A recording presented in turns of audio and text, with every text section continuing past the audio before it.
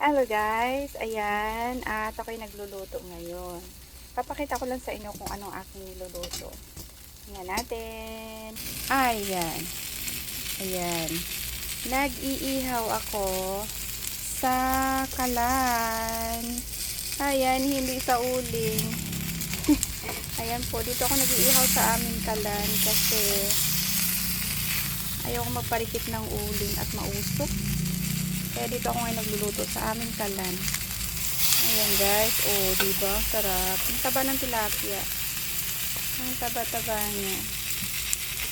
Isang baliktad na lang to at luto na siya. Ayan, oh, diba? Sumisid. Ang taba. Guys, tilapia. Inihaw na tilapia sa kalan.